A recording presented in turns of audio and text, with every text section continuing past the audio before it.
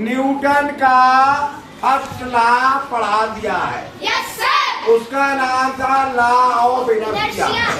कुछ एग्जाम्पल भी बताए थे, सबकी समझ में आ गए थे। आज हम न्यूटन का सेकंड लॉ बताएंगे। तो न्यूटन कहते हैं अपने सेकंड लॉ में क्या, तीनों लॉ में एक बात कॉमन रखते हैं कि कोई वस्तु यदि रेस्ट में है तो रेस्ट में ही रहेगी, मोशन में है तो मोशन में ही रहेगी, जब तक कि उस पर कोई फोर्स ना लगाया। अब कितना फोर्स कितने वजन की वस्तु पर लगे और कितने गति प्राप्त कर लेगी, ये एक हिसाब है। तो वो बताते हैं कि किसी वस्तु के मास और उसके एक्सीलरेशन की मल्टीप्लाई करके जो फल मिलेगा उतना ही फोर्स वस्तु पर लगता है। किसी भी वस्तु पर इतना फोर्स लगता है कि उसके मास और उसके एक्सीलरेशन से मल्टीप्लाई करके जो आंसर आए, या किसी वस्तु के मास और एक्सीलरेशन के मल्टीप्लाई के बराबर वस्तु पर फोर्स लगता है। यानी फोर्स बराबर होता है मास इंटू एक्सीलरेशन। शॉर्टकट में फोर्स को एफ लिखते हैं, मास को एम लिखते हैं, एक्सीलरेशन को ए। समझ गए? Yes sir. अच्छा, एक सवाल करेंगे तभी और अच्छे से समझ में आ जाएगा। रामायण की कहानी से ही करेंगे, ठीक है?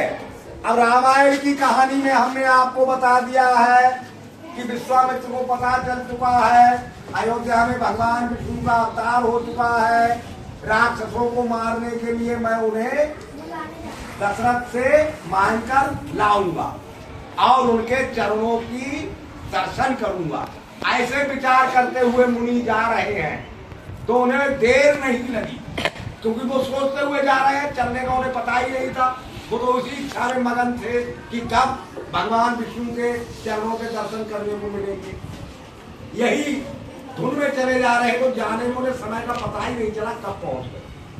ठीक, तो पहले बोलेंगे, फिर सवाल करेंगे, फिर सॉल्व करेंगे।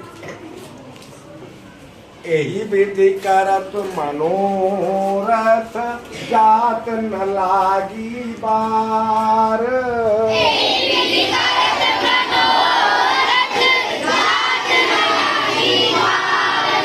कर्म जन सरयू जल गए भूप दरबार।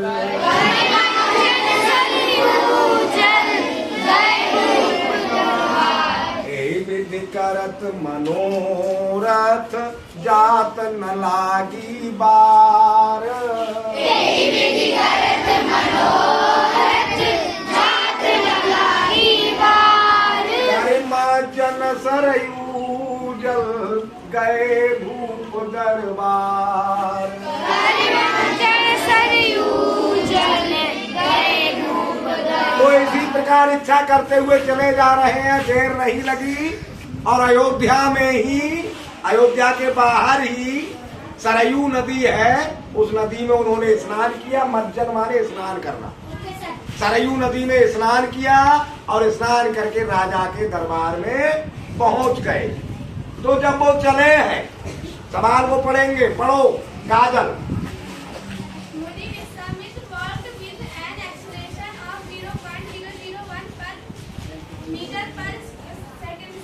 हाँ, क्या मतलब हुआ? विश्वामित्र 0.0001 मीटर पर सेकंड एक्सीलरेशन के साथ चले। शाबाश,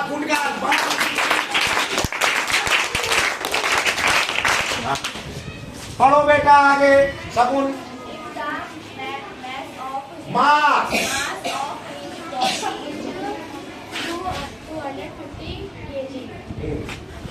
यदि उनके शरीर का द्रव्यमान,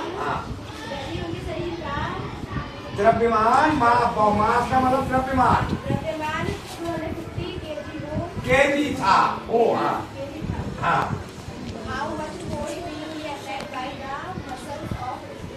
ऑन हिम थी। हाँ, यदि उनकी बॉडी का द्रव्यमान 250 kg हो तो उनके मसल को पैरों पर कितना बल लगाना पड़ेगा, कितना फोर्स। अब पैरों को मसल जो होती है, मसल ही तो बल लगाती है, तभी तो पैर उठते हैं। तो उनकी मसल को उनके पैरों पर कितना बल, कितना फोर्स लगाना पड़ेगा, बताओ भाई साहब।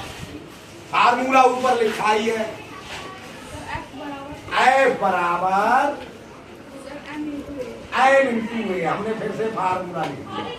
नेक्स्ट बताइए भाई, जीरो कहां से आ गया? पहले एफ मास 250 हाँ इंटू 0.001।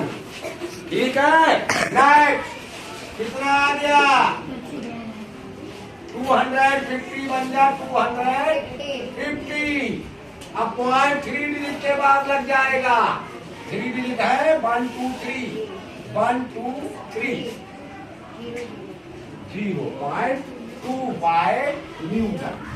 ये किसमें नपता है फोर्स? न्यूटन में। न्यूटन में नपता है।